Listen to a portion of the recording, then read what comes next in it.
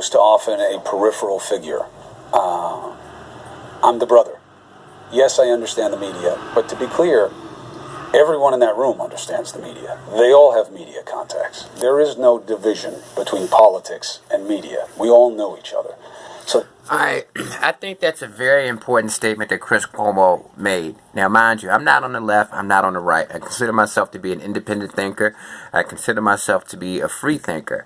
I don't think it's a good idea to align yourself with the left or the right, because it doesn't make sense to me. There are 350 million people in America, so why do we accept the fact that there are only two political parties to represent all of these millions of people? Two parties that represent 350 million unique individuals, and we accept that? See, the problem is this. Whether you're on the right or whether you're on the left, there's a game being played, The left-wing media and the right-wing media both are guilty of the same things. It's ridiculous for you or me to actually sit here and say, oh, I hate people who are Democrats. I hate left-wing people. Your media outlets that you watch are wrong. Mine are right. I'm a right-wing person, so I think that my right-wing media is 100% correct all the time. We are righteous, and you're not. People actually feel that way in America. You have people that are so tribal that they actually believe that. But in reality, both sides are playing the same game. What they do is they study and they gather statistics and they conduct polls on you and me so that they can figure out what we think, what we care about, what our considerations are, what our economic condition is, and just our overall perception of life and our goals, dreams, and aspirations. They do a really good job at conducting data, field research to figure out the answers to all of these different things. And then what they do is they put all of this stuff in a blender, and what comes out is a personality for them to put themselves in, like a mask that they can put on. And they pretend to be the answer to all of our problems. They pretend that they represent us. They pretend that they're out there championing our beliefs. But really, it's just a calculated political move.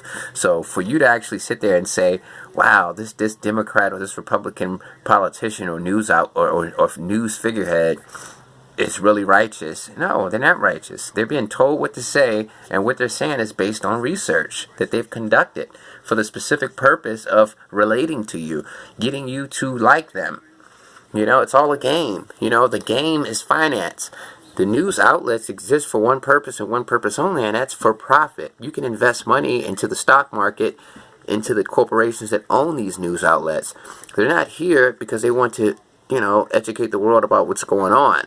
They're here because they came up with a formula. They came up with a particular marketing business model that works. And that business model is, hey, on the left, we're going to appeal to the Democrats. We're going to appeal to the left-leaning people. We're going to tell them what they want to hear. We're going to act like we're championing their beliefs. And it's the same thing with the right. And what happens is the left and the right end up fighting. They end up hating each other.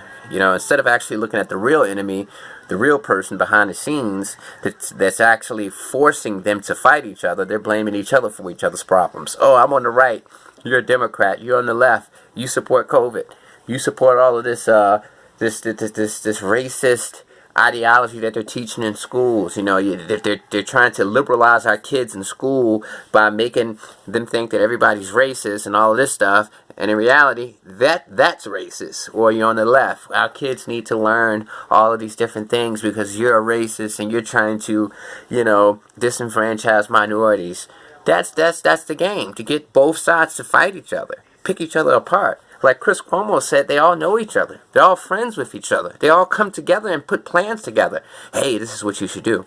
Hey, the Republicans in my state, you know what? A senator might come to a person who works for a news outlet. Hey, the Republicans in my state, they really care about going to these school meetings and voicing their opinion. They didn't go years ago. A lot of them, this is their first time going to these school assembly meetings and stuff. So talk about that and act like you support that, and then we can really get something going. It's all a game, and we fall victim to it every time. It's called divide and conquer. When are you going to wake up, unite with your fellow American? I don't care if you guys have disagreements, ideological ideological disagreements, philosophical, political disagreements. 9 times out of 10, if you actually sit there and be cordial, you'll realize that you have more in common than you have in differences. But you are going to allow them to puppeteer and play you off against somebody else, when in reality, they are exploiting all of us.